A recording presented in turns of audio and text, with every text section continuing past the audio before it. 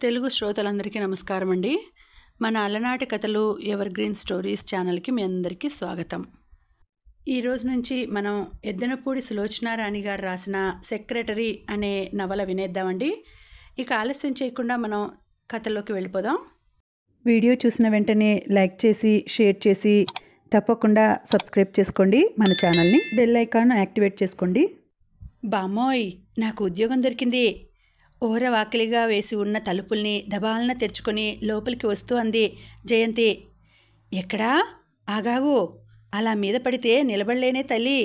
హఠాత్తుగా సుడిగాలిలా ప్రవేశించి తనని చుట్టేసిన మనమరాలితో అలా నిలబడలేక గుమ్మం దగ్గర కూలబడుతూ అన్నారు బామ్మగారు. సెక్రటరీ, మంచి ఉద్యోగం. కళ్ళల్లో ఆనందం మెరుస్తుండగా గర్వంగా అంది జయంతి. సెక్రటరీ అంటే? బామ్మగారికి పంతులమ్మ, గుమాస్తా, టైపిస్టు ఇలాంటి ఉద్యోగాలే తెలుసు. అంటేనా? అంటే తెలుగులో కార్యదర్శి అన్నమాట. ఆంధ్రవనితా విహారని ఈ ఊళ్ళో కల్లా గొప్ప సంస్థ. ఈ ఊళ్ళోనే కాదు బామ్మ, మొత్తం ఆంధ్రప్రదేశ్కి అంతటికీ గొప్ప. అక్కడందరూ ఆడవాళ్ళేలే ఉండేది. చివరి మాట చిలిపిగా అంది జయంతి. ఆడ మగ భేదం పెట్టుకుంటే అసలు ఉద్యోగాలకి వెళ్ళటమే అనవసరం. ఇంతకీ జీతం ఎంత ఇస్తారట? 150. జయంతి కళ్ళల్లో మరోసారి గర్వం తలుక్కుమంది. వెంటనే బామ్మగారి మెడ చుట్టూ చేతులు వేసి గుండెల్లో మొహం దాచుకుంటూ, ఇహ మన కష్టాలు గట్టెక్కినట్టే. నువ్వు రోజూ చేసే పూజలు వృథా పోలేదు. దేవుడు మన మొర ఆలకించాడు. రేపటి నుంచి నేను కూడా 2 పూటలా శ్రద్ధగా నమస్కారం చేస్తాను. ఏం గట్టెక్కడంలే, ఆడపిల్ల రెక్కల మీద బ్రతకాల్సి వచ్చిన కర్మానికి. బామ్మగారి మాటలు పూర్తి కానీయకుండానే చెయ్యి జాపి నోరు మూసేసిన జయంతి చివ్వున తలెత్తి, నేను సంతోషంగా ఉండడం నీకు ఇష్టం లేదులే. అయితే పో, నేను ఈ పూట అన్నం తినను అంది తెచ్చిపెట్టుకున్న కోపం మొహంలో ప్రదర్శిస్తూ బుంగమూతి పెట్టి. లేదులేమ్మా, ఊరికే అన్నాను. అసలు నీ ఇష్టం కాదన్నది ఎప్పుడులే. పొద్దునెప్పుడో ఎంగిలిపడి వెళ్ళావు. చూడు మొహం అంతా ఎలా వాడిపోయిందో. లేచి త్వరగా స్నానం చేసి వస్తే భోంచేద్దువుగాని. ఒక చేత్తో మనవరాలి బుగ్గలు నిమురుతూ రెండో చేత్తో కళ్ళు తుడుచుకుంటూ అన్నారావిడ. రోజు పూజలు చేసి భగవంతుణ్ణి ప్రార్థిస్తున్న మాట నిజమే. కానీ అది జయంతికి ఉద్యోగం కావాలని కాదు. ఏదైనా మంచి సంబంధం కుదిరి పిల్ల అత్తవారింటికి వెళ్ళిపోయేలా చూడమని, సాధ్యమైనంత త్వరలో తనని లోకం నుంచి విముక్తురాల్ని చెయ్యమనీను. కానీ భగవంతుడు ఆవిడ ప్రార్థనలని ఆరూపంలో వినలేదు. పని బాగా ఉంటుందన్నారా? తన గుండెలలో తలదాచుకున్న జయంతి జుట్టు సరిచేస్తూ ఆప్యాయంగా అడిగింది. ఉండొచ్చు బహుశా. ఉంటే మటుకేం, పనికి తగ్గ జీతం దొరకటంలా అంది జయంతి. వనితా విహారంటే? అంటే ఆడవాళ్ళ సంఘం అన్నమాట. అక్కడ ఆడవాళ్ళకి తీరిక వేళల్లో కుట్లు, అల్లికలు, హిందీ నేర్పుతారు. దిక్కులేని వాళ్ళకి ఆశ్రయం ఇచ్చి వాళ్ళ చేత బుట్టలు అల్లించడం, బట్టలు కుట్టించడం, కాయగూరలు పండించడం, పూల తోటలు పెంచడం ఇలాంటి పనులు చేయించి ఆ వచ్చిన డబ్బుతో వాళ్ళకి తిండి బట్ట ఇస్తారు. ఇది ఆంధ్రప్రదేశ్ మొత్తం మీద పెద్దది, ముఖ్య కేంద్రం కూడా. దీని శాఖలు దేశం అంతటా ఉన్నాయి. ఒక మంత్రిగారి భార్య దీనికి ప్రెసిడెంట్. చాలా పెద్ద పెద్దవాళ్ళు, పలుకుబడి ఉన్నవాళ్ళు దీనికి అండగా నిలబడి నడిపిస్తున్నారు. ముందు ఉద్యోగం, పని, జీతం మాట అటుంచు. పెద్ద పెద్ద వాళ్ళ అందరితో పరిచయం అవుతుంది. అదృష్టం కదూ? గబగబా చెబుతున్న జయంతికి కళ్ళ ముందు మంత్రిగారి భార్యతో పరిచయం, అది స్నేహంగా మారటం, తర్వాత ఆవిడ భర్తకి జయంతిని చూపిస్తూ, ఈ అమ్మాయి మా సెక్రటరీ అండి అనటం, తను సిగ్గుపడుతూ నమస్కారం చేయడం అన్నీ కనిపిస్తున్నాయి. జయంతి బుగ్గల్లోకి వెచ్చటి ఆవిరి వచ్చింది. తను కూడా గొప్పవాళ్ళ సాంగత్యంలో గొప్పదైపోయి ఒక రోజుకి ఫలానా జయంతి అదుగో ఆ వెళ్ళే అమ్మాయే అనిపించుకోవచ్చు. అప్పుడెంత బాగుంటుంది అనుకుంది. లేచి త్వరగా స్నానం చేసిరా. కుంపటి మీద వేగుతున్న కూర గుర్తుకు వచ్చిన బామ్మగారు జయంతిని తప్పించుకొని లేచి వెళ్ళారు. ఆ రాత్రి ఎలాగో వేడివేడి నీళ్లు స్నానం చేసి సహించినట్లు భోంచేసి తెల్లటి ఉతికిన బట్టలతో మంచం మీద వచ్చి పడుకున్న జయంతికి ఎంతసేపటికి నిద్ర రాలేదు. ఎంత బాగుంది ప్రపంచం! సృష్టిలో కంటికి కనిపిస్తున్న ప్రతి వస్తువు సజీవ శక్తితో, నూతనానందంతో వెలిగిపోతున్నట్లుంది. ఆఖరికి మంచం ప్రక్కన కిటికీలోంచి లోపలికి వస్తున్న వెన్నెల కూడా అర్థం కాని ఏదో భాషలో పలకరించాలని ప్రయత్నం చేస్తోంది. ఎంత వద్దనుకొని నిశ్చలంగా ఉండాలన్నా జయంతి ఆలోచనలు మాటిమాటికి ఆంధ్ర వనితా విహార్ అని పెద్ద పెద్ద అక్షరాలతో ఉన్న గేటుని కళ్ళ ముందుకు తెస్తున్నాయి. ఆ గేటు దాటి లోపలికి వెడితే ముందు విశాలంగా ఉన్న ఆవరణలో చక్కగా పద్ధతి ప్రకారం పెంచిన పచ్చగడ్డి, నడిచే వాళ్ల కాళ్ళకి మట్టి కాకుండా పట్టు తివాసి మీద నడుస్తున్నామా అని భ్రమ కలిగించే మెత్తటి పచ్చగడ్డి, దానికిరుప్రక్కల రకరకాల పూల మొక్కలు, వచ్చే వాళ్ళకి స్వాగతం ఇస్తున్నామన్నట్లు గాలికి తలూపుతూ ఉంటాయి.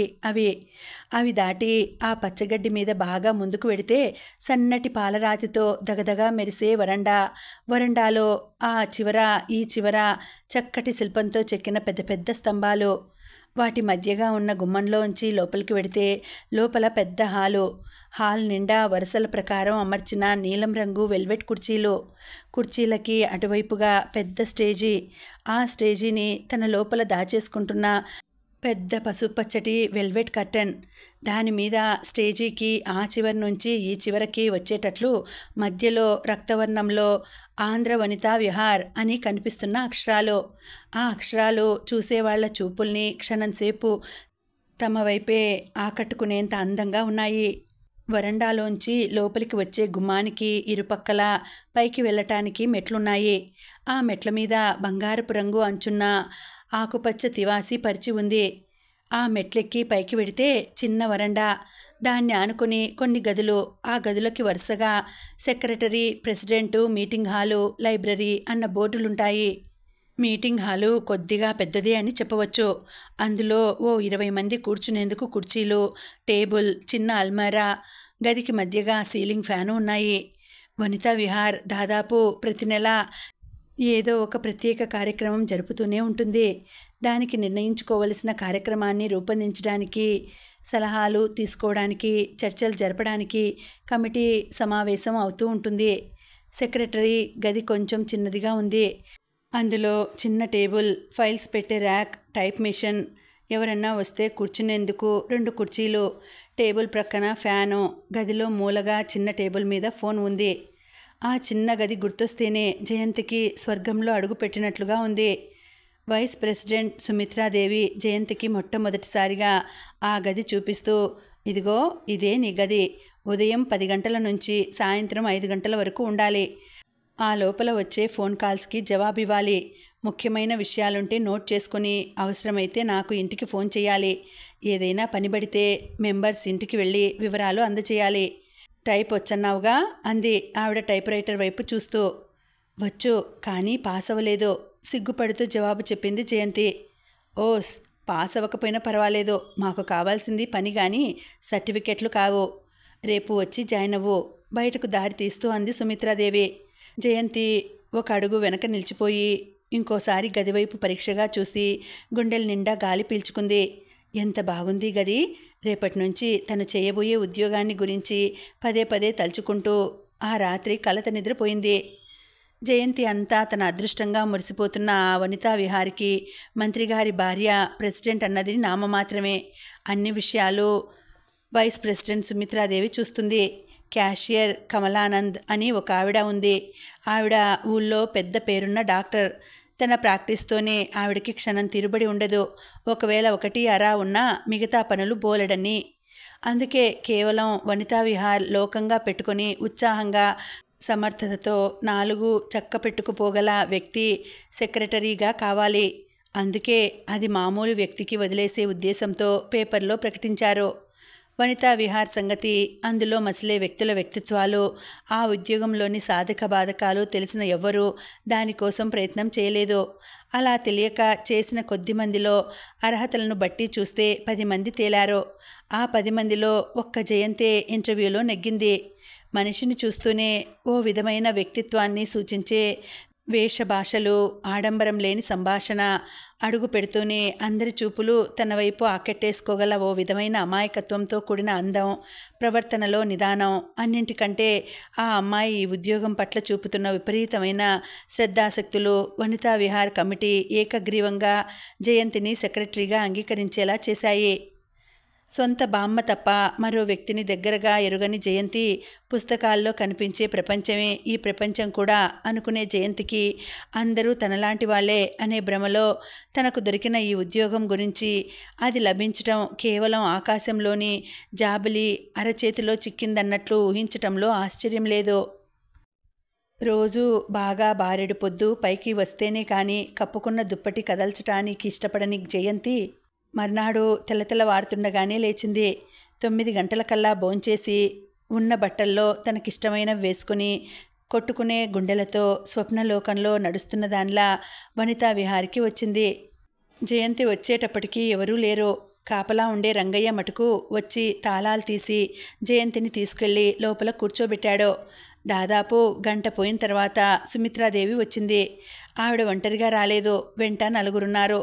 వస్తూనే పైన వరండాలో స్తంభం దగ్గర నిలబడ్డ జయంతిని వచ్చావా అన్నట్లు చూసి చిరునవ్వు నవ్వి తలూపి వచ్చిన వాళ్ళతో లోపలికి వెళ్ళిపోయింది. తను కూడా వాళ్ళతో వెనకాలే వెళ్ళాలి అనిపించినా మళ్ళీ పిలవలేదు కదా అనే సంకోచంతో ఆగిపోయింది. లోపల కమిటీ హాల్లో కూర్చుని వాళ్ళేదో చాలాసేపు మాట్లాడుకున్నారు. బిగ్గరగా నవ్వుకున్నారు. కొంచెంసేపు కంఠం తగ్గించి గుసగుసలాడినట్లు మాట్లాడుకున్నారు. బయట ఒంటరిగా వాళ్ళకి చెందని దానిలా స్తంభానికి అంటుకుపోయి కాళ్ళు పీక్కుపోతూ అలా నిలబడడం జయంతికి చాలా విసుగు అనిపించింది. కానీ మొదటి రోజు విసుగు కానీ బాధ కానీ నిరాశ కానీ చెందకూడదని మనసు నిబ్బరం చేసుకుంది. గంటన్నర అయిపోయిన తర్వాత వచ్చిన వాళ్ళు వెళ్ళిపోయారు. వాళ్లతో పాటు యువతలకి వచ్చిన సుమిత్రాదేవి వాళ్ళని పంపేసి జయంతి దగ్గరకు వస్తూ నవ్వుతూ లోపలికి వచ్చి కూర్చోకూడదు, పోన్లే రా అని జయంతిని తీసుకువెళ్ళి చేయవలసిన పనులన్నీ మరోసారి పురమాయించింది. ఆవిడ ఇవాళ చెప్పిన దాంట్లో ఉదయం 10 గంటల నుంచి సాయంత్రం 5 గంటల వరకు కాకుండా అవసరమైతే ముందు రావాలి, ఆలస్యంగా వెళ్ళాలి. నెల జరిగే ప్రోగ్రామ్స్ నిర్ణయించి కమిటీ కాపీ ఒకటి సెక్రటరీకి పంపుతుంది. దాంతోపాటు చేయవలసిన పనులు ఆదేశిస్తూ మరో కాగితం కూడా వస్తుంది. ఏవైనా పనులు పడితే సభ్యుల ఇంటికి వెళ్ళి పని చేసుకురావాలి. ఇవన్నీ వరుసగా ఆవిడ ఏకరువు పెడుతుంటే జయంతికి సంతోషమే అనిపించింది కానీ అమ్మో ఇన్ని పనులా అని అనిపించలేదు. ఆ రోజు పనిలో ప్రవేశిస్తున్నట్లు గుర్తుగా ఆ నెలాఖరులో జరగబోయే వార్ ఫండ్కి డబ్బులు పంపించడం కోసం ఏం ప్రోగ్రాం ఏర్పాటు చేయాలా అన్న నిర్ణయం కోసం కమిటీ సమావేశమవుతుంది. సుమిత్రాదేవి సభ్యుల పేర్లు, టెలిఫోన్ నెంబర్లు, ఇంటి అడ్రస్లు ఉన్న జాబితా ఇచ్చి చూస్తూ ఉండమని వెళ్ళిపోయింది. చూస్తుండగానే మధ్యాహ్నం అయింది. ఒక్కొక్కరే రావటం ప్రారంభించారు. అందరూ రకరకాలుగా ఉన్నారు. ఒకరికి పొంతనే లేదు. భిన్న ప్రవృత్తులు, విభిన్న వ్యక్తిత్వాలు. మీటింగ్ మొదలయ్యే ముందు సుమిత్రాదేవి జయంతిని అందరినీ పిలిచి పరిచయం చేసింది. అందరి పేర్లు ఆసక్తిగా వింటూ అత్యంత శ్రద్ధతో నమస్కారం చేసింది జయంతి. కానీ వచ్చిన వాళ్ళెవరూ జయంతిని పట్టించుకున్నట్లే లేదు. సుమిత్రాదేవి చెబుతున్నది శాంతం వినకుండానే జయంతిని చూసి చూడనట్లుగానే ఓహో ఈ అమ్మాయి కదూ అనో, ఆహా అలాగా అనో, సంతోషం అనో అని నిర్లిప్తంగా అనేసి వాళ్ళ గొడవల్లో పడిపోయారు. నిరాశ చెందకూడదని మొదటే నిర్ణయించుకున్న జయంతి ఒకరోజున వీళ్ళే శ్రద్ధాసక్తులతో తన వైపు చూసేలా చేసుకోవాలని మనసులో శపథం చేసుకుంది. పరిచయం చేయడం అయిపోయిన తర్వాత సుమిత్రాదేవి కుర్చీలో కూర్చుంటూ రాజశేఖరాన్ని కూడా రమ్మనమని ఫోన్ చేశాను, ఎందుకు రాలేదో అంది. వస్తానని చెప్పాడా? చెబితే తప్పకుండా వస్తాడు. నడినెత్తిన ముడి వేసుకుని మిస్సెస్ రేఖారాణి అని పరిచయం చేయబడిన ఒక ఆవిడ అంది. ఆవిడ వయస్సు చూస్తే 30 సంవత్సరాలు పైబడ్డట్టుంది. అలంకరణ మటుకు 20 సంవత్సరాల లోపల వాళ్ళు చేసుకునేలా ఉంది. ఏదో మీటింగ్ ఉందట, వీలైతే వస్తానన్నాడు, లేకపోతే మన కాపీ పంపమన్నాడు. ఇంకేం మరి అంది రేఖారాణి. ఆడవాళ్ళకి సంబంధించిన ఈ వనితా విహార్లో ఆ రాజశేఖరానికి ఏం సంబంధమో జయంతికి అర్థం కాలేదు. మెంబర్స్ లిస్టులో అతని పేరు లేదు. ఈ సంవత్సరం అతనికి టెక్స్టైల్ మిల్స్లో 6 లక్షల లాభం వచ్చిందట. ఎవరో రేఖారాణిని అడిగారు. 6 కాదు 16 కరెక్టు చేసింది రేఖారాణి. ఏం వస్తే ఏం లాభం, ఊరి వాళ్ళు పడి తినటమేగా, ఓ ఇల్లా సంసారమా? కళ్ళజోడు పెట్టుకుని పొట్టి ముక్కున్న మిస్సెస్ వర్మ ఈసుడింపుగా అంది. సంసారం లేకపోవచ్చు, బ్రహ్మాండమైన ఇల్లుంది. కనుబొమ్మలు ముడిచి అందులో తన కోపాన్ని దాచేసుకుంటూ అంది రేఖారాణి. నా మొహం, ఆ ఇల్లు ఉండి లేనట్లే. పెళ్ళాం బిడ్డలు లేని ఇల్లు కంటే వాళ్ళ కాడు నయం. నిర్లక్ష్యం అంతా పెదవి విరుపులో చూపిస్తూ అంది మిసెస్ వర్మ. ఈసారి రేఖారాణితో పాటు మిగతా వాళ్ల మొహాలు కూడా ఎర్రబడ్డాయి. గౌరవ మర్యాదలు, సంఘంలో బోలెడంత పలుకుబడి, పరువు ప్రతిష్టలు పుష్కలంగా ఉన్న వ్యక్తిని గురించి మిసెస్ వర్మ అలా తీసేస్తూ ఈసడింపుగా మాట్లాడడం ఎవరికీ నచ్చలేదు. రాజశేఖరం వ్యక్తిగతంగా ఎలాంటివాడైనా, అందరిలోకి ధనవంతుడైనా అతనితో ప్రతి వాళ్ళకి పని ఉంటుంది. అన్నింటికంటే ముఖ్యంగా అతను ఈ వనితా విహారికి కనిపించకుండా బోలెడంత సాయం చేస్తున్నాడు. అతను వెన్నెముకలా అండగా నిలబడబట్టే వనితా విహార్ మంచి పేరు తెచ్చుకుని దేశమంతా వ్యాపిస్తోంది. అసహ్యం, రోషం దాగిన స్వరంతో రేఖారాణి విసురుగా ఏదో జవాబు చెప్పబోతుండగా విషయం ప్రక్కదోవలో పడుతోందని రెప్పపాటులో గ్రహించిన సుమిత్రాదేవి టేబుల్ మీద ముందుకు వంగి గబగబా మాట్లాడేస్తూ, అసలు విషయానికి వద్దాం. ఇంతకీ ఏం చేద్దాం? నాటకం వేస్తే బాగుంటుంది, కానీ మంచి నాటకాలు వేసేవాళ్ళు ఎవరున్నారు? పోనీ సుధామూర్తి సజెస్ట్ చేసినట్లు సినిమా స్టార్ డ్యాన్స్ పెట్టిస్తే అంది నెమ్మదిగా. తర్వాత అందరూ ఆ విషయాన్ని గురించి తర్క వితర్కాల్లో పడిపోయారు. సుమిత్రాదేవి కుడి ప్రక్కనున్న కుర్చీలో కూర్చున్న జయంతికి ఇదంతా తమాషాగా అనిపించింది. ఆ రేఖారాణి అన్నావిడకి ఈ మిసెస్ వర్మకి కారణం ఏమిటో తెలియదు కానీ బొత్తిగా పడదని తెలుస్తోంది. మిసెస్ వర్మ మాటలతో కత్తులు దూస్తుంటే రేఖారాణి చూపులతో బాణాలు విసురుతోంది. మళ్ళీ ఇద్దరిలో బోలెడంత చదువు, సంస్కారం ఉన్నట్టు కనిపిస్తోంది. కలిగిన కుటుంబాల్లో పుట్టి చిన్నప్పటి నుంచి 10 మందితో కలిసి తిరగటం నేర్చిన వీళ్ళకి తగాదా ఏమిటి? ఎవరి భావాలు వాళ్ళు దాచుకోలేని ఈ బలహీనత ఏమిటి? లేకపోతే ఎందుకు దాచుకోవాలి అన్న అహంకారమా? ఏదైనా కావచ్చు. సుమిత్రాదేవి సూచన ప్రకారం ప్రదర్శనకయ్యే ఖర్చులు పోను వార్ ఫండ్కి పంపవలసిన మొత్తం తీసేయగా కొంత వనితా విహారికి మిగిలి తీరాలి. దాన్ని అందరూ అంగీకరించారు. తర్వాత టిక్కెట్లు నిర్ణయించటంలో మళ్ళీ వాదోపవాదాలు జరిగినాయి. చివరికి అది కూడా తేలిపోయింది. మీటింగ్ అయిపోతుండగా సుమిత్రాదేవి ఆదేశించిన ప్రకారం క్రిందకెళ్ళి రంగయ్య చేత టీ తెప్పించి అందరికీ తనే స్వయంగా అందించింది జయంతి. పనైపోవటం వల్ల ఒక్కొక్కరే సుమిత్రాదేవికి చెప్పి వెళ్ళిపోయారు. ఎంతో ఆప్యాయంగా వాళ్ళ యోగక్షేమాలు అడుగుతూ మధ్య మధ్య తన ఇంట్లో ఇబ్బందులు వెళ్ళబోసుకుంటూ మాట్లాడి పంపిస్తోంది సుమిత్రాదేవి. మొదట రేఖారాణి వెళ్ళిపోయింది. కొద్దిసేపైన తర్వాత సుమిత్రాదేవితో ఆ కబురు ఈ కబురు చెప్పి మిసెస్ వర్మ వెళ్ళింది.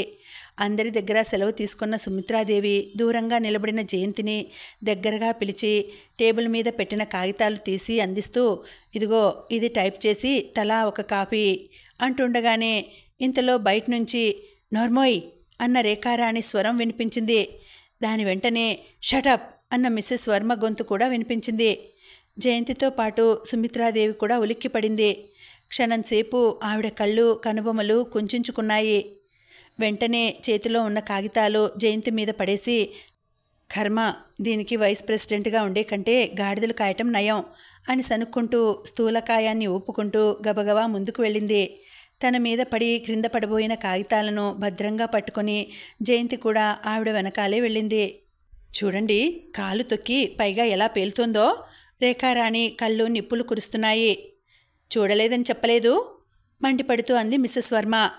కళ్ళు కనిపించటంలా అంత నెత్తన పెట్టుకుని ఎందుకు నడవాలి? విసురంతా కళ్ళల్లోనే గాక కంఠంలో కూడా చూపిస్తూ అంది రేఖారాణి. వినండి ఆవిడ మాటలు అంటూ సుమిత్రాదేవి వైపు తిరిగి, నేను చూడక తొక్కిన మాట నిజం. ఆవిడ ఒక్క నిమిషం ఆగితే నిజంగా క్షమాపణ చెప్పేదాన్ని, కానీ ఇప్పుడు అనవసరం, నేను వెడుతున్నాను అంటూ మిస్సెస్ వర్మ క్షణంలో టకటకా మెట్లు దిగి వెళ్ళిపోయింది. చూసారా ఆ పొగరు? మిస్సెస్ వర్మ వెళ్ళిన వైపే చూస్తూ పళ్ళు కొరుకుతూ అంది రేఖారాణి. చూస్తూనే ఉన్నా, ఈవిడ పద్ధతి బొత్తిగా బాగాలేదు కళ్ళజోడు సరిచేసుకుంటూ అంది సుమిత్రాదేవి. తెలిసి కూడా అన్నీ చూస్తూ మీరెందుకు కూరుకుంటున్నారో నాకు అర్థం కావడం లేదు. ఆవిడని మెంబర్గా ఎందుకు తీసేయరు? ఎలా? మంత్రిగారికి దగ్గరెచ్చుటమే. నిస్సహాయంగా చూస్తూ అంది. అయితే ఇందాక చూశారా?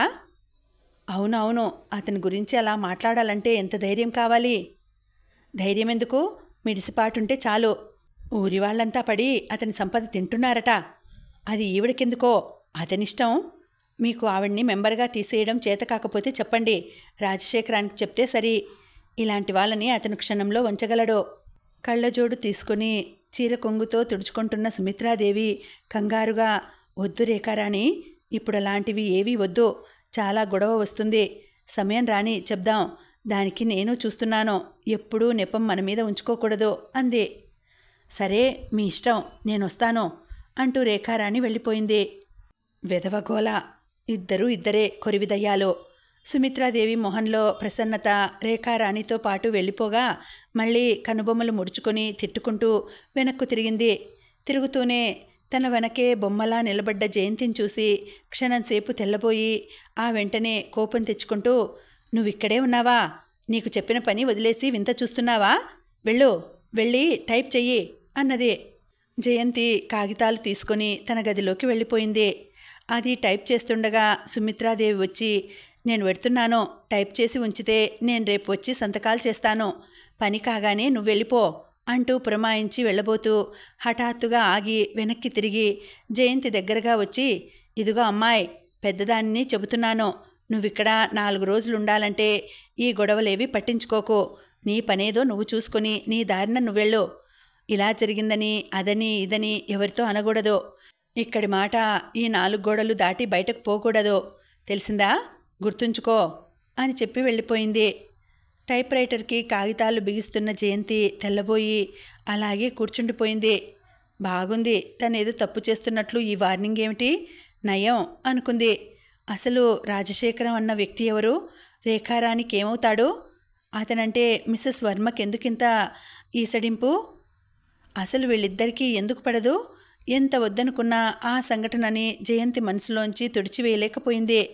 వనితా విహార్ సెక్రటరీగా జయంతి జీవితంలో మొదటి రోజు అలా గడిచిపోయింది. జయంతి చలాకీతనం, వ్యక్తిత్వం నిరూపించుకోవడానికి అన్నట్లు వార్ ఫండ్కి నిధి పోగు చేయటం కూడా ఆ నెలలోనే వచ్చింది. తిండి తిప్పలు మాట మర్చిపోయి ఎండా వానని లక్ష్య పెట్టకుండా కమిటీ ఆదేశించిన ప్రకారం సుమిత్రాదేవి సలహాలు తూచా తప్పకుండా జయంతి ఇల్లిల్లు తిరిగి టికెట్లు అమ్మింది. కొత్త సెక్రటరీ పుణ్యమా అని ఈ మధ్య ఎప్పుడూ అమ్ముడుపోనన్ని టికెట్లు అమ్ముడుపోయినాయి. అనుకున్న దానికి రెట్టింపు కంటే పైనే వసూలైంది. ఆ వసూలైన మొత్తాన్ని చాటంత మొహం చేసుకుని లెక్క పెట్టుకుంటూ, భేష్, శభాష్, నాకు నచ్చావు, నీలాంటి వాళ్ళు 4 నా చేతి కింద ఉంటే చాలు, వనితా విహార్ని ప్రపంచమంతా విస్తరింపజేయగలను అంది సుమిత్రాదేవి. ఆ కాస్త మాటకి జయంతి లేత హృదయం పురివిప్పిన నెమలిలా నాట్యం చేసింది. ఉదయం నుంచి భోజనం లేకపోయినా, సుమిత్రాదేవి గుక్కెడు కాఫీ నీళ్ళైనా పోయకపోయినా, కొన్ని రోజుల నుంచి ఇల్లు వాకిలి పట్టకుండా కాకిలా తిరుగుతున్నావని బామ్మ కోపడుతున్నా జయంతికి ఇవేం పట్టలేదు. మనసంతా సంతోషంతో ఉక్కిరిబిక్కిరిగా ఉంది. ప్రపంచంలో ఉన్న ప్రతి వస్తువు చివరికి చెట్టు, చేమ, ఇల్లు, రోడ్లు, బస్సులు అన్నీ తన విజయాన్ని చూసి అభినందిస్తున్నట్లే కనిపించింది. ఈరోజే ఏముంది, అసలైంది నాట్య ప్రదర్శన రోజు. ఆ రోజు కానీ జయంతి కష్టానికి ప్రతిఫలం దొరకదు. ఆ రోజు కానీ అందరికీ జయంతి ఫలానా అని తెలియదు. అంతవరకు ఇలా మామూలుగా ఉండిపోవాల్సిందే. అప్పుడు కానీ తన వ్యక్తిత్వం ఎవరికీ తెలియదు. జయంతి మనసులోంచి నిట్టూర్పు వచ్చింది. అవకాశాలంటూ కలగాలే గాని తనలాంటి వాళ్ళు పర్వతాలు ఎత్తేయలేరు. ఎంతో ఆనందంతో కోటి కాంతులు వెలిగిపోతున్న కళ్ళతో, పీక్కుపోయిన మొహంతో నడుస్తున్నట్లుగా కాకుండా అలల మీద అతి తేలికగా కదిలిపోతున్నట్లు ఇంటికి వచ్చిన జయంతి తలుపు తట్టడంతోనే లోపల నుంచి వచ్చిన బామ్మగారు జయంతిని చూస్తూ దుమదుమలాడుతున్న మొహంతో, ఏం ఉద్యోగమే నా తల్లి, పొద్దున్న పక్క మీద నుంచి లేచిపోయిన దానివి, ఇప్పుడా రావటం, ఓ తిండి లేదు తిప్పలు లేదు, భోజనం బొగ్గులు అక్కర్లేకుండా నువ్వు వెలిగిస్తున్న ఆ రాచకార్యమేమిటో కొంచెం చెప్పు వింటాను అంది గుమ్మానికి అడ్డంగా నిలబడి. ముందు లోపలికి రానిస్తావా లేదా? దీర్ఘం తీస్తూ పాట పాడుతున్నట్లుగా అంది జయంతి. బామ్మ దారిచ్చింది. పొద్దున్నుంచి చూసి చూసి నా ప్రాణం విసిగింది అసలు. బామ్మ ప్లీజ్. జయంతి మధ్యలోనే ఆపేసి బామ్మగారి 2 భుజాల మీద చేతులు వేసి కళ్ళల్లోకి చూస్తూ, మై డియర్ బామ్మగారు, ఈరోజు మనం చాలా సంతోషంగా ఉన్నాం, దయ్యుంచి తమరేమీ అనవద్దు అంది. పైగా ఇదొకటి, మాట్లాడితే నోటికి తాళం వేస్తావు. ఆ ఎదురింటి వనజ చూడు. పో బామ్మ. మందని మల్లేసే ఉద్యోగం చేసే పంతులమ్మకి నీ మనవరాలికి పోలిక అని వెంటనే చేతులు తీసేసి, ఆకలేస్తోంది, 2 నిమిషాల్లో స్నానం చేసి వస్తాను, భోజనం పెట్టు అంది. ఎప్పుడూ లేనిది లా లలలా లా లలలా అంటూ కూనిరాగం తీస్తూ పాటలు పాడుతూ నీళ్లు పోసుకుంటున్న మనవరాలి వైపు బామ్మగారు వింతగా చూసింది. జయంతి కూనిరాగం తీస్తూనే అన్నం తింది. అట్లాగే నిద్రపోయింది కూడా. భగవంతుడా, ఈడు వచ్చిన పిల్ల ఈ ఉద్యోగం ఏమిటి, ఈ తిరగటం ఏమిటి? నన్ను కనికరించు భగవాన్. పసిపిల్లలా ప్రక్కకు తిరిగి సగం బోర్లాగా పడుకున్న జయంతి తల క్రింద దిండు సరిచేసి పక్కగా పడుకుంటూ దేవుణ్ణి ప్రార్థించసాగింది బామ్మగారు. ఆవిడ ఈ 60 సంవత్సరాల్లో ప్రపంచంలో మంచి కంటే చెడే ఎక్కువ చూసింది. న్యాయం కంటే అన్యాయమే కనిపించింది ఆవిడకి. జయంతి వెర్రిబాగుల పిల్ల. సాధ్యమైనంత త్వరలో పెళ్ళయ్యేలా చూడమని ఆ రాత్రి మరీ మరీ ప్రార్థించసాగింది. జయంతి లక్ష కళ్ళతో ఎప్పుడా ఎప్పుడా అని ఎదురుచూసిన ఆ రోజు రానే వచ్చింది. ఉదయం 9 గంటలకే ఏదో ఇంత సహించనట్లు బామ్మ బలవంతం మీద భోంచేసిన జయంతి తనకి ఉన్న ఒకే ఒక మంచి చీర, లేత గులాబీ రంగు జార్జెట్ చీర, అదే రంగులో కొద్దిగా ముదురుగా ఉన్న గులాబీ రంగు క్రేప్ జాకెట్ వేసుకుని వనితా విహారికి వచ్చేసింది. ఈరోజు జయంతి చేయాల్సిన పనులు బోలెడు ఉన్నాయి. 10 మంది పెట్టు తనే చేస్తోంది. ఆయన దానికి కాని దానికి ప్రతిదానికి ప్రతి ఒక్కరూ జయంతి జయంతి అని పిలిచేవాళ్లే. అందరికీ ఆమె పేరు నాలుక చివర ఉండిపోయింది. ఒక్కళ్ళ మాట కూడా కాదనలేదు. ఎవరి మనసు నొప్పించలేదు. జయంతి ప్రపంచంలో విసుగు అనే మాట ఒకటి ఉందని ఆ క్షణంలో పూర్తిగా మర్చిపోయినట్లే కనిపించింది. గాలి కంటే వేగంగా, మెరుపు కంటే చురుగ్గా, అలల కంటే తేలికగా నడుస్తున్న జయంతి గిరగిరా బంగారు తీగలా తిరుగుతూ ప్రతి వాళ్ళ చెయ్యి అందుకొని ఆ పనిలో సాయపడసాగింది. సాయంత్రం అయిపోయింది. వనితా విహార్ ముందు స్వాగతపూర్వకంగా అందంగా తీర్చిదిద్దిన వరుస ప్రకారం అమర్చిన రంగురంగుల దీపాలు వెలిగాయి. చూస్తుండగానే జనం గుంపులు గుంపులుగా రావడం మొదలెట్టారు. హాల్ అంతా నిండిపోయి కిటకిటలాడింది.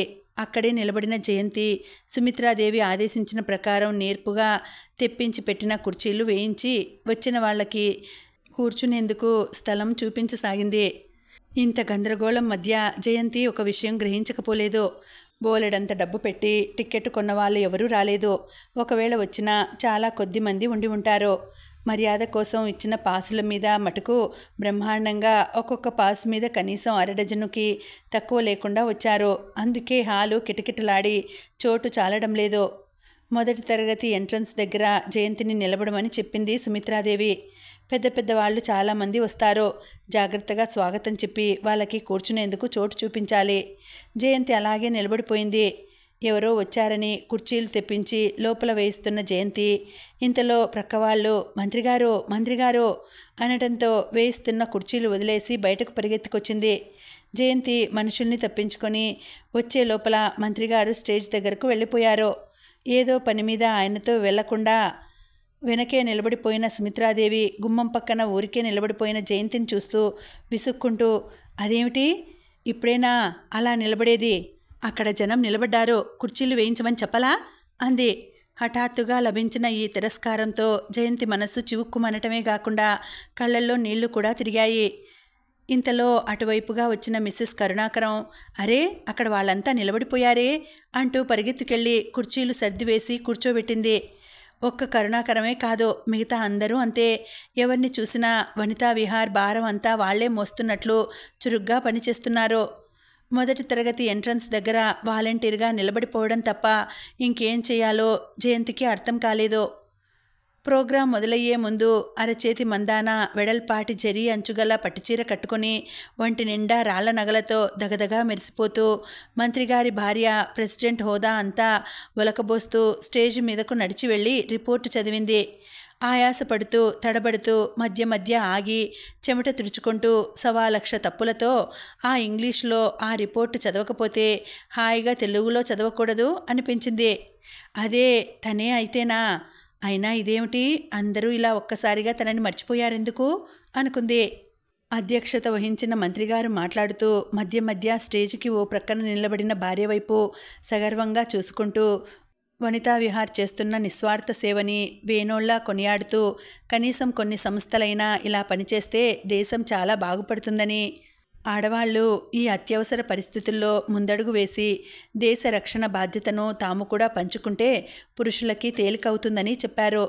దాదాపు గంటసేపు సుదీర్ఘంగా ఇచ్చిన ఆయన ఉపన్యాసంలో పేరు పేరున వనితా విహార్ కోసం కష్టపడుతున్న వాళ్ళని గురించి పొగిడారు. కానీ అంత దీర్ఘంగా ఉన్న ఆ ఉపన్యాసంలో జయంతి పేరు ఆమెకు కూడా వినిపించలేదు. చిట్ట చివర ఇంకా చాలామంది ఇందులో పనిచేశారు అంటూ ఒక లిస్టు చదివాడు. ఆ లిస్టులో ఎక్కడో 10 మందిలో జయంతి తన పేరు వినిపించిందో లేదో కూడా మర్చిపోయింది. నిలబడి కాళ్ళు పీక్కుపోయిన జయంతి హఠాత్తుగా బాగా నీరసం అనిపించటంతో స్పేర్గా పెట్టి ఉన్న కుర్చీలో తనే వెళ్ళి ఒక కుర్చీ తెచ్చుకొని మొదటి తరగతి ఎంట్రన్స్ గుమ్మానికి కొంచెం ప్రక్కనే వేసుకుని కూర్చుండిపోయింది. నాట్యం మొదలైంది. ముందు వరుసలో సోఫాలో కూర్చున్న మంత్రిగారికి కుడివైపు రేఖారాణి, ఎడంవైపు మిస్సెస్ వర్మ కూర్చుని ఉన్నారు. నాట్యం మొదలవగానే ఆలోచనలన్నీ మర్చిపోయి అదే చూడటంలో నిమగ్నురాలైపోయిన జయంతి చాలాసేపైన తర్వాత తన వెనక ఎవరో నిలబడ్డట్టు తోచడంతో ఉలిక్కిపడి వెనక్కి తిరిగి చూసింది. పొడుగ్గా తెల్లగా బాగా నిలువెత్తు మనిషి, నిగనిగలాడుతున్న నల్లటి జుట్టుతో తెల్లటి బట్టల్లో ఉన్న అతను చేతులు కట్టుకొని అదో రకమైన టీవీతో నిలబడి తదేకంగా డ్యాన్స్ చూస్తున్నాడు. కూర్చున్న జయంతి గిరుక్కున వెనక్కు తిరగడంతో డ్యాన్స్ చూస్తున్న అతను కూడా కళ్ళు తిప్పి జయంతి వైపు చూశాడు. జయంతి చప్పున లేచి నిలబడి లోపలికి వెళ్ళండి అంది. అతనెవరో ఫలానా అని తెలియకపోయినా గౌరవ మర్యాదలు ఇవ్వవలసిన మనిషిగానే కనిపించాడు. జయంతికి బాగా దగ్గరగా నిలబడి ఉన్న అతను జయంతి మాటలకి ఏమాత్రం కదలకుండా పర్వాలేదు, మీరు కూర్చోండి, డ్యాన్స్ అయిపోవచ్చింది అన్నాడు. రెప్ప వాల్చకుండా క్షణంలో సగంసేపు తన వైపు చూసిన అతని చూపుల్లో ఆశ్చర్యం లాంటిది కనిపించింది. జయంతి కూర్చుండిపోయింది. మళ్ళీ ఇద్దరు డ్యాన్స్ చూడటంలో నిమగ్నులైపోయారు. ప్రోగ్రాం దాదాపు అయిపోతుండగా ఇంతలో హఠాత్తుగా ఎక్కడి నుంచో ఊడిపడిన సుమిత్రాదేవి గబగబా వస్తూ, అరే మీరిక్కడున్నారా, లోపలికి వెళ్ళలేదేం? మీకు మంత్రిగారి ప్రక్కన ఖాళీ ఉంచిన సోఫా అలాగే ఉండిపోయింది. అరే జయంతి, వారు నిలబడి ఉంటే నువ్వు కూర్చున్నావా అంది గట్టిగా మందలిస్తూ. సంగతి ఏమిటో తెలియని జయంతి లేచి నిటారుగా నిలబడి ఇద్దరి వైపు చూడసాగింది.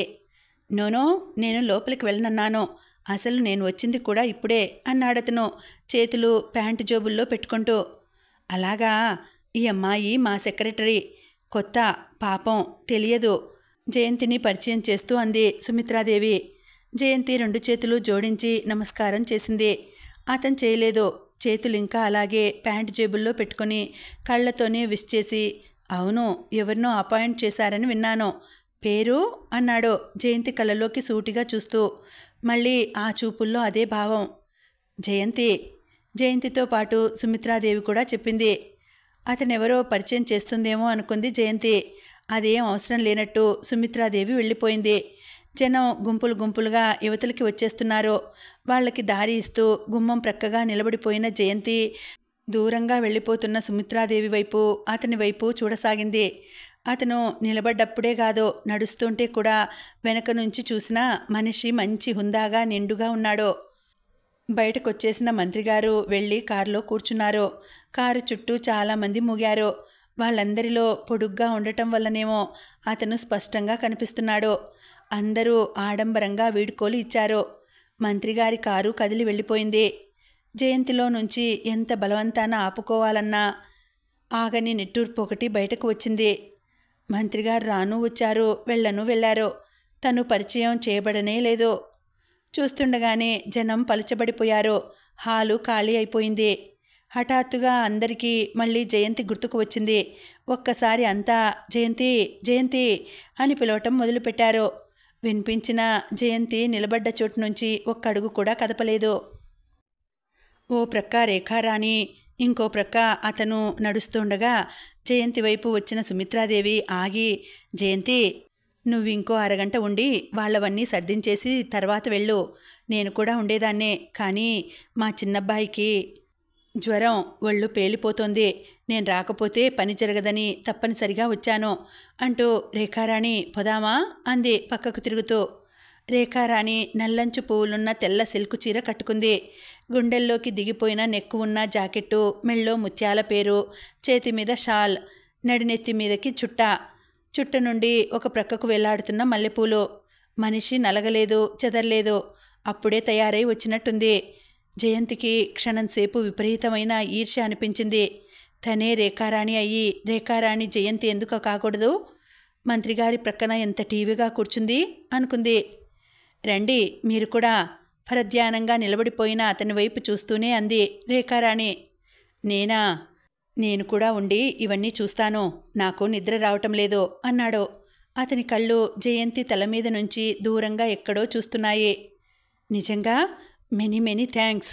సుమిత్రాదేవి మనసులో కలిగిన సంతోషాన్ని కళ్ళల్లో, కనుబొమ్మల్లో, మొహం అంతా ప్రతిఫలిస్తుండగా అంది. కానీ రేఖారాణి కనుబొమ్మలు ముడుచుకున్నాయి. అయితే ఇక మీరెందుకు, రండి డ్రాప్ చేస్తాం అంది రేఖారాణి జయంతితో. నోనో, ఉండనివ్వు, నేను ఊరికే సాయం ఉంటానన్నానంతే అన్నాడతను. అతని మాటలెందుకో రేఖారాణికి నచ్చినట్టు లేదో, ఆ నచ్చకపోవటం అతనికి పట్టినట్టు లేదో. సుమిత్రాదేవితో వెళ్ళిపోతున్న రేఖారాణి వెనక్కు తిరిగి జయంతి వైపు వంకర చూపొకటి విసిరి వెళ్ళింది. ఎందుకో తెలియదు కానీ ఆ చూపు బాకులా సూటిగా వచ్చి జయంతి లేత మనసులో నాటుకొని కలుక్కుమంది. అందరూ వెళ్ళిపోయారు. బయట లైట్లన్నీ తీసేశారు. లోపల కూడా ఒక్కొక్క లైటు తీసేస్తున్నారు. చిందరవందరగా వేయబడిన స్పేర్ కుర్చీలు కూడా ఖాళీ చేయబడుతున్నాయి. మీరు కూర్చోండి, నేనవన్నీ చూసి వస్తాను అతను జయంతి వైపు చూడకుండానే అనేసి వెళ్ళిపోయాడు. ఏం చేయాలో తోచక హాల్లో ఒంటరిగా నిలబడిపోయిన జయంతి ప్రక్కనున్న కుర్చీలో కూలబడింది. ఉదయం ఎప్పుడో తిన్న తిండి, అది కూడా సరిగ్గా సహించలేదు. పగలల్లా తిరుగుతుంటే తెలియలేదు కానీ ఇప్పుడు బోలెడంత నీరసం అనిపిస్తోంది. మధ్యలో కొంచెం కాఫీ అయినా తాగుదామంటే టైం దొరకనే లేదు. ఉదయం నుంచి తిరిగి తిరిగి అలసిపోవటం వల్ల కుర్చీలో కొంచెం అలా వెనక్కు వాలగానే కళ్ళ మీదికి మత్తులాంటిది వచ్చి ఆవరించుకుంది. అంతా మగతగా మంచుతెర కప్పినట్టుంది. ఏదీ స్పష్టంగా తెలియడం లేదు. ఎన్ని ఆలోచించింది తను, ఒక్కటి కూడా జరగటం లేదు. అంతా ఏదో సందడి. బోలెడంత మంది రకరకాల వాళ్ళు గుంపులు గుంపులుగా పోతున్నారు. వాళ్ళందరికీ దూరంగా ఓ ప్రక్కగా ఒంటరిగా తనకేం లేదు, ప్రత్యేకత అనేది అసలే లేదు. ఎంత దిగులుగా అనిపిస్తోంది. తనకెవరూ లేరు, బామ్మకి తప్ప ఈ ప్రపంచంలో ఎవరికీ తను అక్కర్లేదు. ఎంత దూరంగా ఉంది తనున్న చోట ఎంత ఒంటరితనం. తన చుట్టూ వలయంలా చుట్టుకుపోయిన ఈ భయంకరమైన ఒంటరితనాన్ని ఛేదించుకొని ఎవరైనా జయంతి అంటూ దగ్గరకు రాకూడదు. తన పిచ్చిగాని ఎవరొస్తారు? ఎవరికి కావాలి తను? లేదో ఎవరో కావాలంటున్నారు. నవ్వుతూ అస్పష్టంగా ఉన్న మొహం ఒకటి మీదకు వంగి నువ్వు నాకు కావాలి అంటోంది.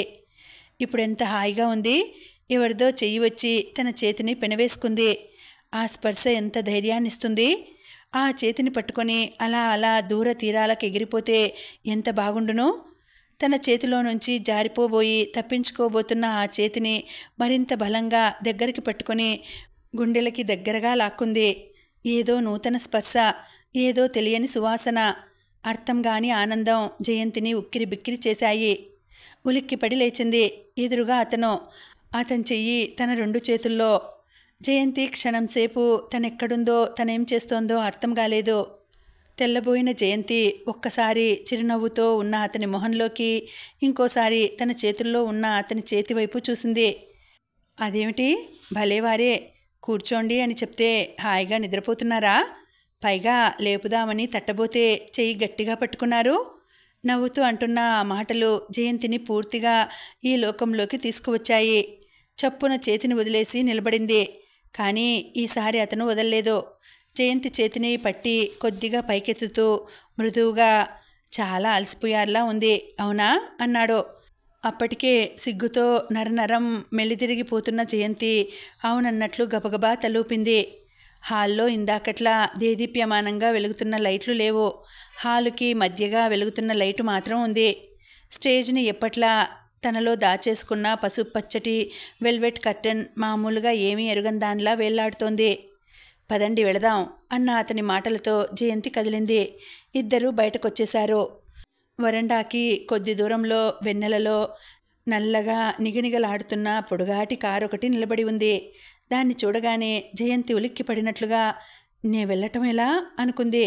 ముందు చకచకా మెట్లు దిగుతున్న అతను హఠాత్తుగా ఆగి వెనక్కి తిరిగి ఏమిటి అన్నాడు. అతని వెనుకే దాదాపు అంత వేగంతో దిగి వస్తున్న జయంతి హఠాత్తుగా అతను ఆగడంతో అతని మీద తూలి పడబోయి అతి ప్రయత్నం మీద గుండెల దగ్గరగా వచ్చి ఆగిపోయింది.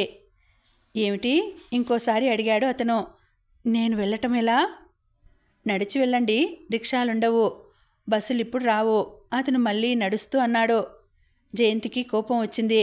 పరిచయం లేని మనిషితో పరాచకం ఆడటం మర్యాదస్తుల లక్షణం కాదు. రండి, ఇంకొంచెం సేపు అయితే మీరు నడుస్తూనే నిద్రపోయేలా ఉన్నారు, కారు డోర్ తెరిచి పట్టుకుంటూ అన్నాడు. జయంతికి నవ్వు వచ్చింది. కోపం ఎక్కువైంది కూడా. ముఖంలో ఏ భావం కనపరచకుండా కారులో కూర్చుంది. అటువైపుగా తిరిగి వచ్చి డ్రైవింగ్ సీట్లో కూర్చుని స్టార్ట్ చేస్తూ దారి చూపించాలి అన్నాడు. గేటు దాటి బయటకు రాగానే జయంతి చెప్పిన వైపు అతను కారు తిప్పాడు. దగ్గర 1 గంట కావస్తుండడం వల్ల వీధులన్నీ నిర్మానుష్యంగా ఉన్నాయి. వెన్నెల్లో అర్ధరాత్రి వేళ నిశ్శబ్దంగా ఉన్న వాతావరణం జయంతి నిద్రమత్తు కళ్ళకి ఇంకా ఎలాగో ఉంది. ఖరీదు గల కారు, మెత్తని సీట్లు, బయట నుంచి రివ్వున వీస్తున్న చల్లటి గాలి. మీ ఇంట్లో ఎవరెవరుంటారు? అతనే సంభాషణ ప్రారంభించాడు. బామ్మ, నేను. క్షణంసేపు ఆగి జవాబు చెప్పింది. అదేం, ఇంకెవరూ లేరు? ఆశ్చర్యంగా అడిగాడు. ఊహూ. అమ్మ, నాన్న చిన్నప్పుడే పోయారు. బయట వెన్నెల్లోకి చూస్తూ అంది. ఇద్దరి మధ్య మౌనం ఆవరించింది. ఉన్నట్టుండి తను నిట్టూర్పు విడవడం వినిపించింది. జయంతి తల తిప్పి చూసింది. రోడ్డు మీద దృష్టిని నిలిపి డ్రైవ్ చేస్తున్న అతను జయంతి వైపు చూడలేదు. కొంచెం ఆగి, మీరు నాకంటే అదృష్టవంతులు అన్నాడు. ఎలా? జయంతి కూడా రోడ్డుకి అటు ఇటు నిలబడ్డ చెట్ల నీడలతో వెన్నెల దోబూచులాడటం చూస్తుంది. మీకు కనీసం బామ్మైనా ఉన్నారు, నాకెవరూ లేరు. జయంతి ఊరుకుంది. ఇతనెవరో తనకింతవరకు తెలియనే లేదు. అడగటానికి ధైర్యం చాలలేదు. అతని మాటలు స్నేహపూర్వకంగా ఎన్నో రోజుల నుంచి పరిచయం ఉండి మాట్లాడుతున్నట్లుగా ఉన్నాయి. అసలు మీరీ ఉద్యోగానికి ఎందుకు వచ్చారు అన్నాడతను. జయంతి ఉలిక్కిపడింది. బావుంది, అందరూ ఎందుకు ఉద్యోగాలు చేస్తారు? ఎదురు ప్రశ్న వేసి తప్పించుకుంది. అందరూ ఎందుకు చేస్తారనేది అర్థం లేని ప్రశ్న. కొంతమంది సరదాకి చేస్తారు, కొంతమంది చేస్తున్నాం అనే గొప్ప కోసం చేస్తారు, ఇంకా కొంతమంది తిండి కోసం చేస్తారు, కొంతమంది తోచక కాలక్షేపానికి చేస్తారు. అతని మాటలకి పదునుంది. వాటిలో ఏ ఒక్క కారణమైనా కావచ్చు. బహుశా ఏదో ఒకటి తప్పక అవుతుంది కూడా అంది. ఏ కారణాన వచ్చినా మీరీ ఉద్యోగంలో ఎక్కువ రోజులు ఉండలేరు, అది మటుకు ఖచ్చితంగా చెప్పగలను. కావాలంటే పందెం వేస్తాను అన్నాడతను. బాగుంది జోస్యం. జయంతి అహం దెబ్బతింది. ఎంత అనవసర ప్రసంగం అనిపించింది కూడా. సంభాషణ పొడిగించడం ఇష్టం లేనట్లు తల తిప్పి బయటకు చూడసాగింది. నేనే ఉద్యోగం చేయలేనని మీరెలా చెబుతున్నారు? బయటకు చూస్తున్న జయంతి అడగకుండా ఉండలేకపోయింది. కొంతమందిని చూస్తూనే కొన్ని విషయాలు అర్థమైపోతాయి. జయంతి ఏదో సమాధానం చెబుదాం అనుకునే లోపలనే ఇల్లు వచ్చేసింది. అరే ఆపండి, ఇక్కడే. సడన్ బ్రేకుతో కారు ఆగిపోయింది. థ్యాంక్స్, వస్తాను. ఇంకో మాట చెప్పకుండా, చెప్పేందుకు అవకాశం ఇవ్వకుండా డోర్ తెరుచుకొని దిగింది. ఎక్కడా ఇల్లు? పర్వాలేదా? అదిగో ఆ కనిపించేదే, వస్తాను అంది. ఆల్ రైట్, గుడ్ నైట్ అంటూ అతను జయంతి వేసిన తలుపు సరిగ్గా పడలేదని గ్రహించి ముందుకు వంగి చేయి చాచాడు. ఇంతకీ నేనడగలేదు, మీరు చెప్పనూ లేదు. మీ పేరు? బొమ్మలా నిలబడిపోయిన జయంతి అతని వైపే చూస్తూ అడిగింది. నా పేరా? తలుపు వేయబోతున్న అతను ఆగి, అవును నిజమే, సుమిత్రాదేవి నన్ను పరిచయం చేయనేలేదు కదా. మీకు తెలుసుకోవాలని కుతూహలంగా ఉంటే నా పేరు రాజశేఖరం అన్నాడు డోర్ లాగి గట్టిగా వేస్తూ. రాజశేఖరమా? జయంతి చెయ్యి అనుకోకుండా గుండెల మీదకు వెళ్ళింది. కళ్ళు వెడల్పోయినాయి. అవును. ఏం అలా చూస్తారేం? మీకు నచ్చలేదా? తెలిసిన వాళ్ళు శేఖరం అని, దగ్గర వాళ్ళు రాజా అని పిలుస్తారు. వస్తాను, గుడ్ నైట్. కారు వెళ్ళిపోయింది. My God, Rajasekharam! ఊపిరి పీల్చుకోవటం కూడా మర్చిపోయింది జయంతి. ఇంకా ఉందండి, కథ కొనసాగుతుంది. మళ్ళీ వచ్చే వీడియోలో తర్వాతి భాగం తెలుసుకుందామండి. అంతవరకు సెలవు. నమస్తే.